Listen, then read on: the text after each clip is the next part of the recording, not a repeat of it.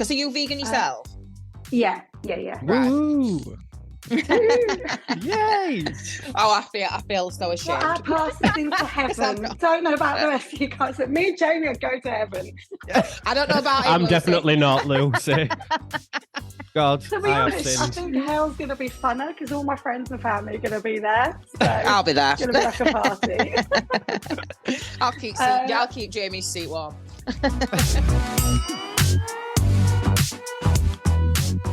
Guys, don't forget that season 2 of What the Pluck is sponsored by Nouveau Lashes. Now, for any of you out there that are trained in LVL lashes, you need to get your hands on Nouveau Lashes' new Smart Shields. My lash lifts have just been amazing since I've started using them. So head on over to nouveaulashes.com to check out their new Smart Shields.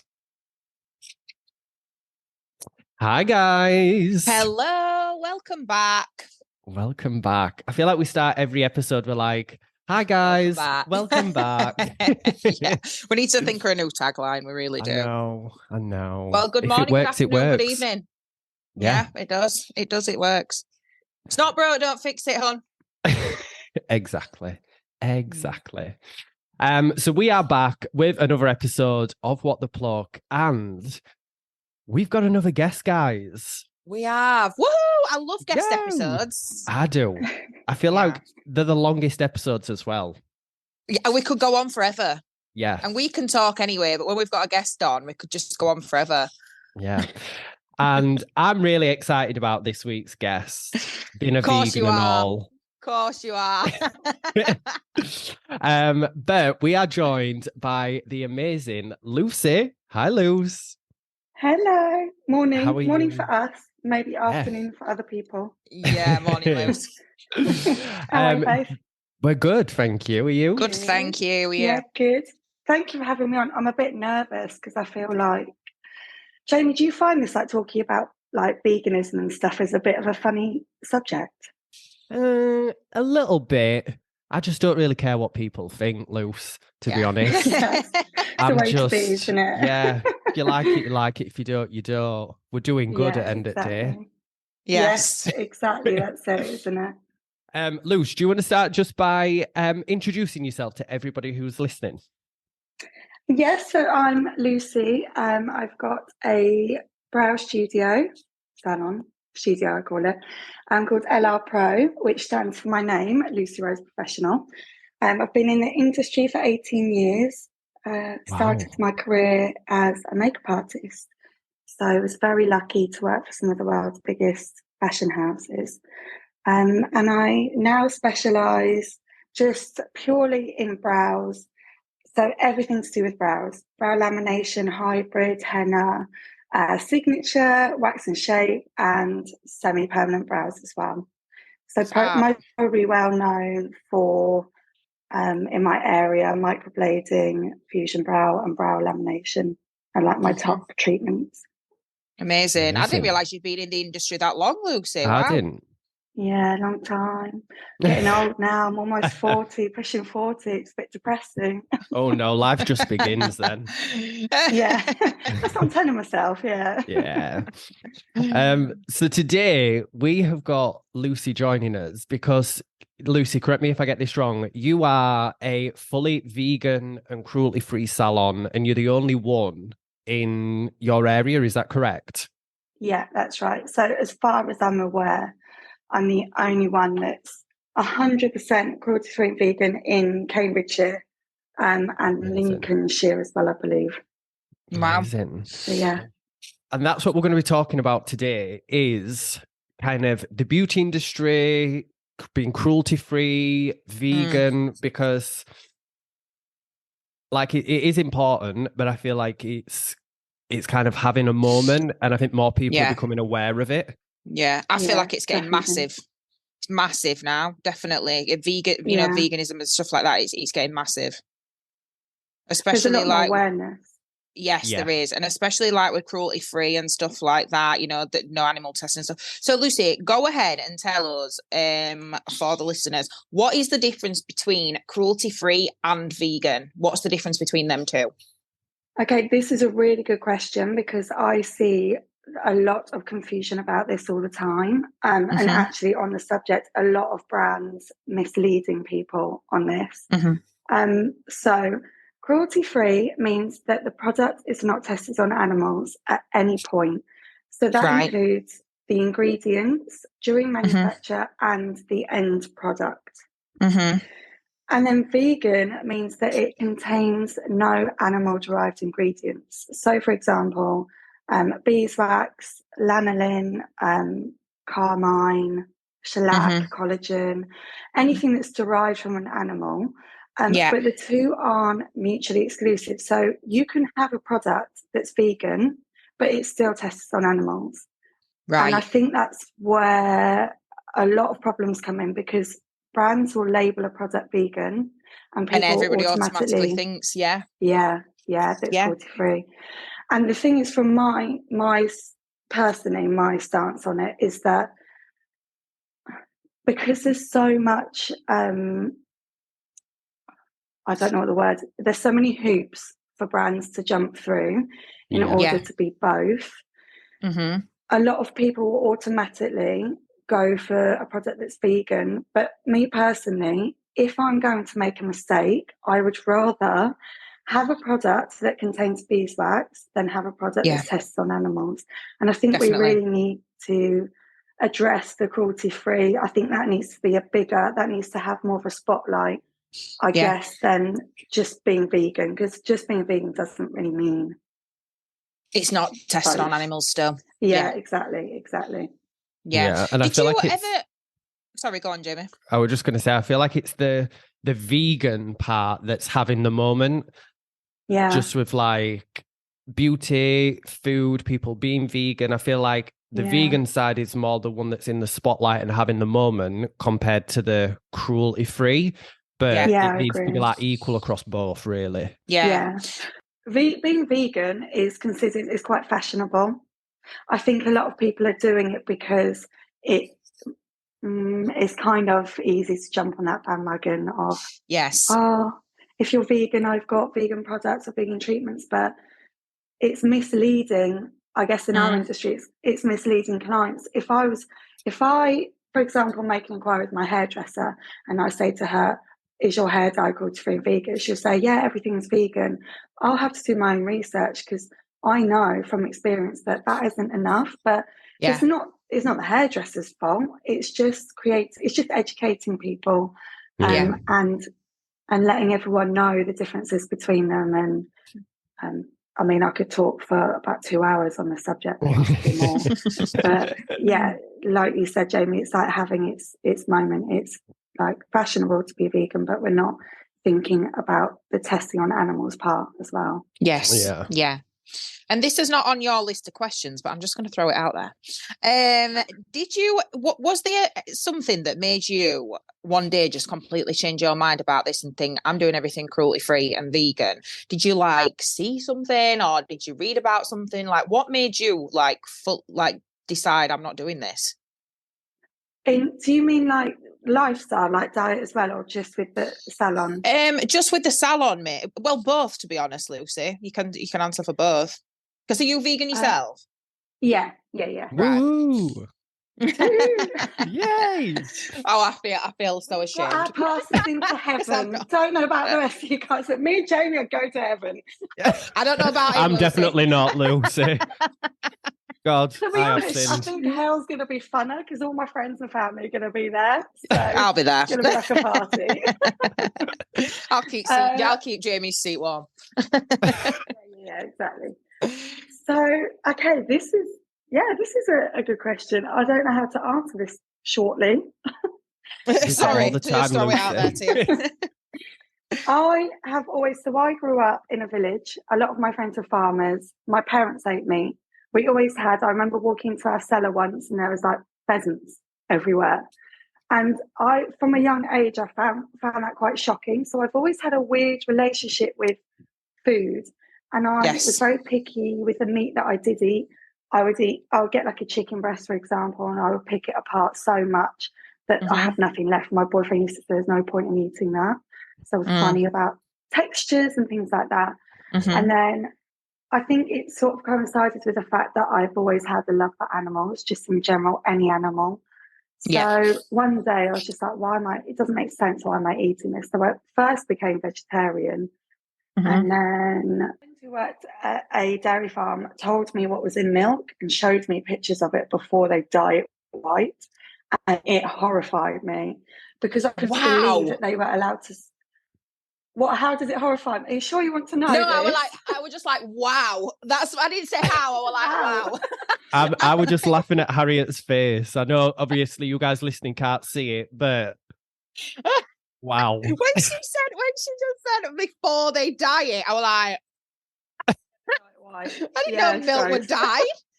Jesus, this podcast could change my life here. Yeah, well, that's what we're out to do, change people's lives.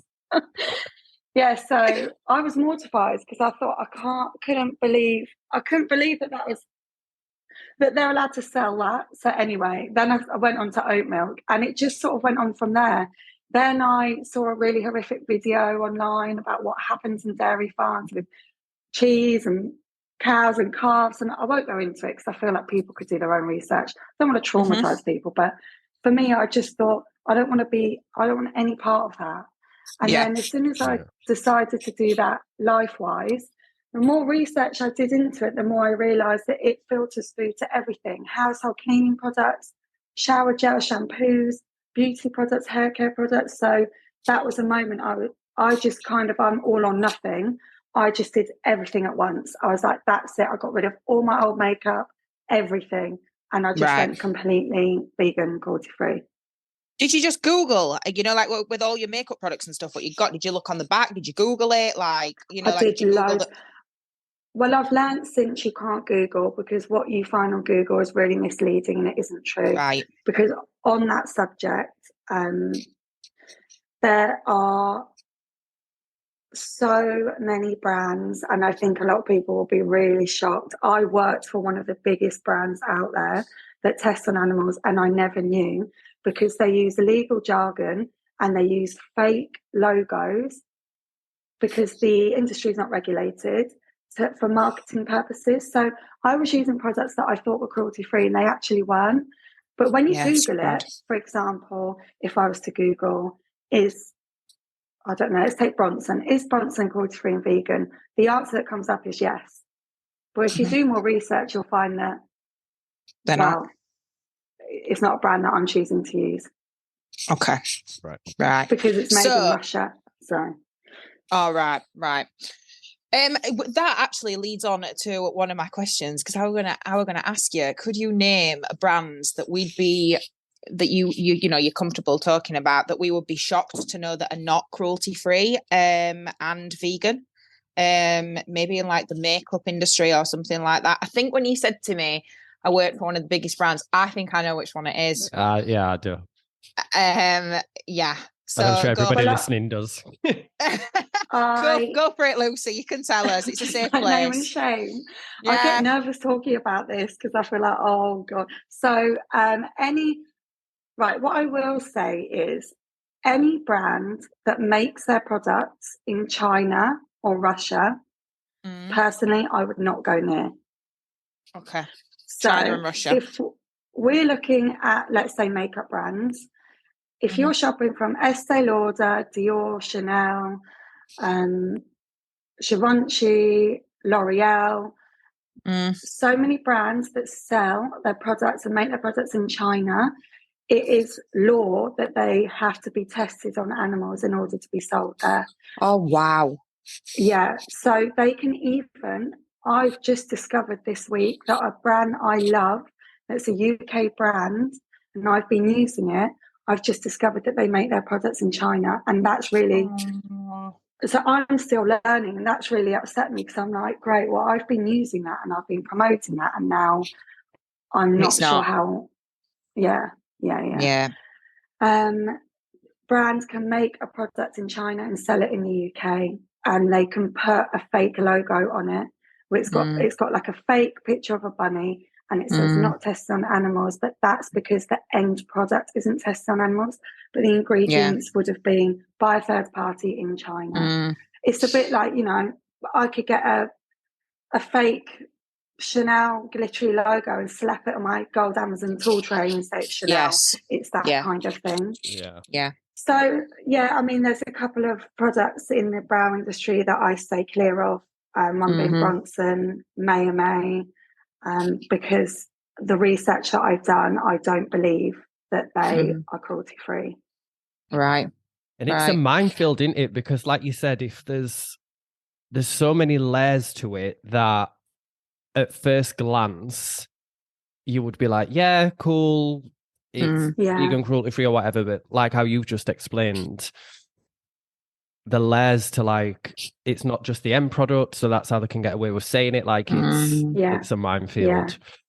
I know. And I think that's why so many people shy away from it, or they don't research, or because it's very overwhelming. Like even sometimes I get overwhelmed and I'm still learning. Like I just said, we're not perfect, and I've been using a brand that I thought was okay, and it was only when I did some further digging recently that I discovered it wasn't.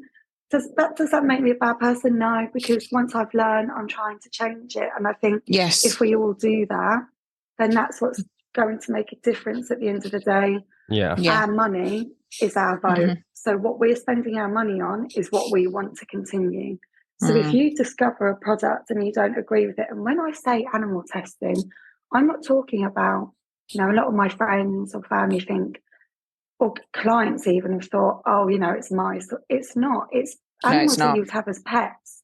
And if you wouldn't subject that to your dog, why would you use that product in your salon on a client that's gone through that experience? I've seen a lot of videos. I've seen a lot of videos with that. There's a lot of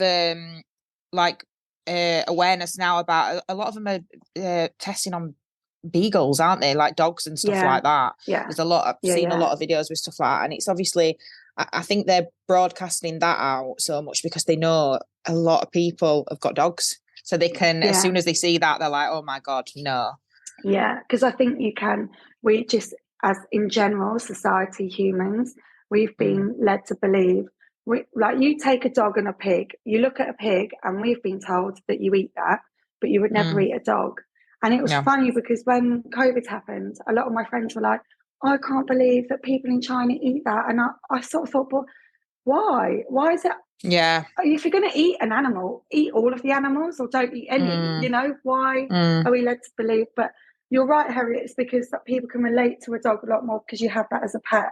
So I think it's more hard hitting, isn't it? You think, God, like that's brutal. Yeah. Before we move on to his next question, should we take a little break? Yeah, let's go for it. Back in a second. Nouveau Lashes are a beauty training provider who promise to support their lash artists in any way that they can, even after they finish their training. This promise led them to investigate ways that they could improve their famous LVL lash lift formula.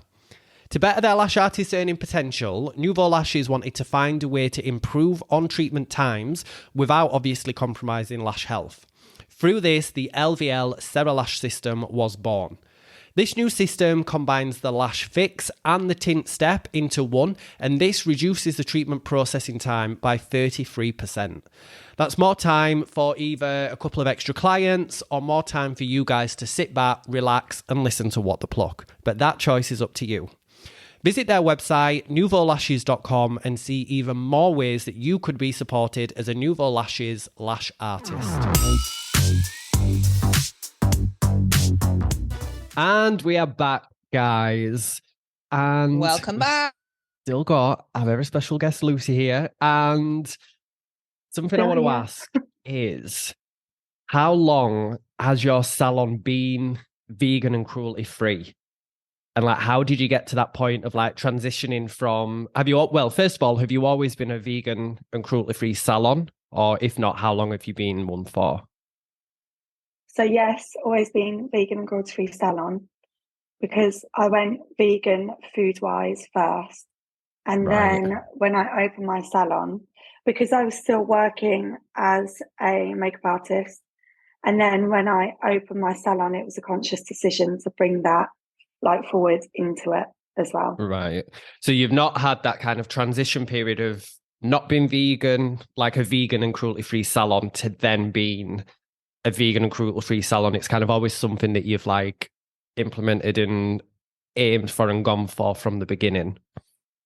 Yeah, I had that transition with lifestyle.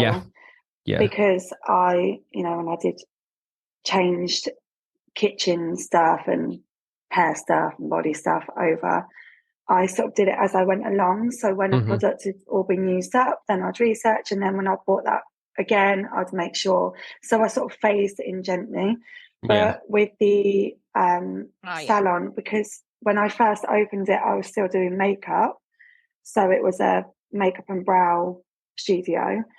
I just went full ham and just decided to like sell all my previous makeup kit and start afresh, just obviously vegan and cruelty free, which I'm not saying is probably the most accessible way to do it or easiest way to do it. But that's just something that I felt would be right for me. But I've a lot of friends in the industry who are starting to buy vegan or cruelty free products. Can I just say, just for the record, I'm just going to say, when I say vegan, I'm just going to assume that automatically means cruelty-free. Cruelty-free as well. Yeah, because I feel like it should do. I feel like the industry needs to change that. Vegan should mean cruelty-free and vegan. So just for it should do. Yeah.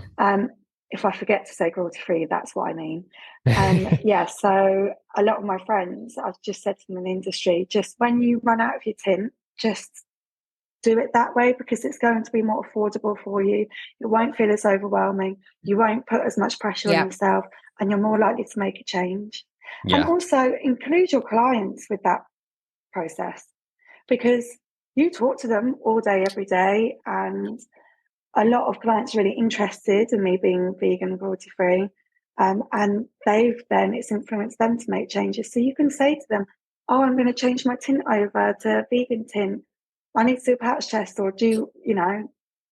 That's a good be idea. open about it, because I think the more we talk about it, the easier subject it is to talk about, and the more this industry is only going to change if we change it, us, not the brands. It needs to be us. So if we start shopping in those places, it's consumer demand. Those companies will have no choice but to start making more of that product. It's very easy to say, oh, but it's not available. If they're producing that, that's all we can buy. I don't think that's the case. I think it's us that are going to make that, like I said, our money is our vote. So definitely just be more conscious of it. Did you feel like there were a price difference, like when you suddenly started changing to like vegan and cruelty-free stock and things like that and products? Did you feel like there were a price difference in it? Were it more expensive, cheaper? On the whole, I'd say cheaper. Right. Definitely cheaper, because the brands their costs are lower. They're not paying for all of the tests at every stage in terms of toxic fumes and manufacturing. Right. So, for example, a brow lamination for me, with a brand that I use, the London Brow Company, one treatment cost me £3.95. Whereas if I was to do that with Brow Codes products, it would cost £9.80. Wow. For one treatment. So actually, I'm making more money. Right. And it's a no-brainer then, really. Yeah, it makes sense, doesn't it?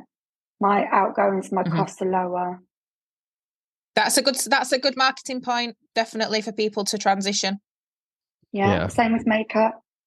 Exactly, same with makeup. If you look at MAC, for example, we were talking about that during the break. Yeah, we were. They test on animals. A lot of their products are made by the same, or ingredients are made by the same company that produce Revolution makeup. And MAC foundation is probably, what, 30 quid? Makeup Revolution, a tenner. It's cheaper. Yeah. The same product, it's different packaging. It's the same. Yes. Yeah. And that's good advice, saying like, I think a lot of people listening to this, if they are thinking like, oh, I want to try and be more vegan or more of a cruelty-free salon, or just working towards it, like you don't have to just get rid of all your stock and completely replenish everything and be a vegan and cruelty-free salon overnight. It's just something you can work towards. Exactly how you said, like, just when you're doing your stock or replacing products, just have like a conscious think about, is it vegan and cruelty-free? And then you'll just make the right steps to becoming a vegan cruelty-free salon. Or even just small, like, a few products, it's better than nothing. And that's what I say about food. Because obviously, like, I'm more vegan start doing, eating. And a lot of people said to me, like, oh, I don't think I could do it. And exactly how you said, Lucy, about if they're like cheese, eat cheese. Then I'm like, even if you do one vegan meal a week, still better than doing no vegan meal. Exactly. Yeah, like, exactly. Small And steps. that's it. And so many, like a lot of clients say to me, oh, we do meat-free Wednesdays or Thursdays now. And they are discovering new foods that they wouldn't normally try because they're using more ingredients, it tastes better. And so many of them are shocked. They're like, okay, maybe, like, I've got one client in particular who's become a really good friend. She actually works for a meat distributor. So for me, I'm like, oh, strange you decided to come to my salon. But she's in it for the money, honey. yeah. When she first told me, when I first met her, I was like, oh no. Like, does she know that I'm vegan? And like, because she was really going into depth about what they do. And I was like, I don't God. to know this. Yeah. So, but anyway, she now, she does, like I was saying, like meat-free days. She's changed a lot of her makeup brands, hair care products, and you can have a really positive influence. She still eats meat. But that's okay. Like, why? You don't have to do it all. Like we were saying earlier, you don't have to do it all. Just do some. Just do what's right for you. I think as long as you've got the knowledge and the education and the understanding, then to make those little changes, they mean a lot. And do you find it, Lucy, easy to like source your stock and products, or do you find it's like harder, or there's more research needed when ordering stuff for your salon? Definitely more research needed. I mean, because I'm also trying to be really eco-conscious as well. If I'm not doing enough, but you're an all-round good person, Lucy. Oh no, I've got my vices. But yeah, so I find that challenging. The plastic side of it, that needs a lot of research. If I want to try a new product, that's when it's difficult because I have to really research. Like I was saying earlier, you can't just Google and rely on that. I will often use the pet. So how do you say this, Peter or Peta? Because I say Peter, P-E-T-A. I think it's Peter, isn't it? Yeah. I say Peter. I think. Peter website. Yeah. I would say Peter. Some people say Peta. They have a really extensive list. So they've got a search database on their website. So you could put in any brand and then they'll tell you whether it's PETA approved, whether it's cruelty-free. That's really good to know. Is a really good one. Yeah, it's really easy. That's really good just for general lifestyle as well. But yeah, I mean, on the whole, I would say no, it's no different to buying stock normally. It's just if you want to try, I would say the main thing is tints. That's tinting and perming products are the main things that I tend to research a little bit more. So my best bit of advice would be to anyone who's unsure, if you're Googling, is Brow Daddy vegan and cruelty free? And the answer, it comes up yes. I would then look at where the product is made and tested, and that will tell you whether it truly is vegan or cruelty free. Okay. And especially if it's made in China, it's definitely not. It's definitely not, because there's a law. So there is a law in China that it's got to be tested on animals. Yeah. Yeah, but this is where it gets complicated. So Europe and the UK, we banned animal testing. However, UK products can still get UK brands can still get their products made in China and shipped over and sold. Yeah. So again, that's the other thing I would just say to people to look out for. It's a minefield, and I know from experience, a lot of people I know have just thought, well, I'm not doing it then. It's too much hassle and I can't be bothered, and I'd rather just turn a blind eye and pretend. Because it is overwhelming. But that's the best bit of advice I could give. Just look at where the product is made, and then look on the Peter or Leaping Bunny website and cross-reference, and then you'll have your answer. Yeah. Fab. Yeah. Minefield. Minefield, I am definitely going to start. I'm going to slowly transition things in, I think, like when my products run out. If I'm being to me, Lucy, you've done it. If you've done it for me, I'm sure you'll be doing it for other people out there. When I run out of a product, I'm gonna get I'm gonna get something that's vegan and cruelty free. I mean, some of the products I'm using already probably are. Like I said to you at the break, like some of my girls in salon, when I told them I was doing this episode, instantly started looking on the back of things, and they were like, just let you know this is vegan and cruelty free. And I'm like, yes, okay, that's good.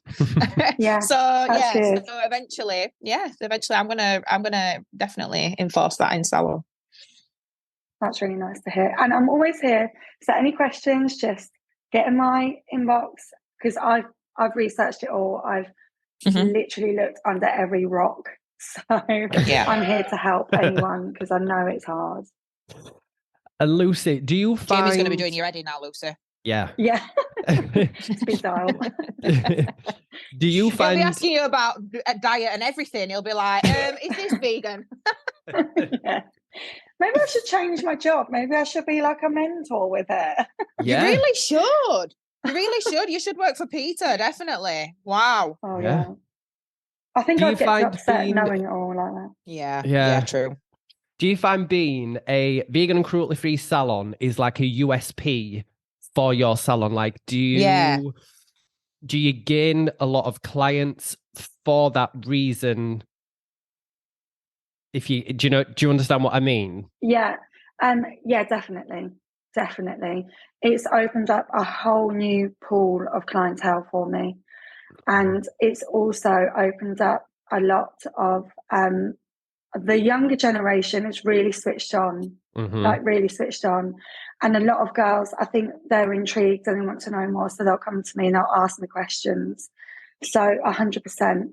Like I was really worried about it at first, because I didn't want to push it and I didn't want it to be too in people's faces, because I know from like firsthand, I've experienced that within the industry, and I didn't want to feel like I was doing that as well. So it took me a while to sort of feel confident about talking about it, but I will make sure on all of my price list website, everything that says vegan and cruelty free, even on my Instagram.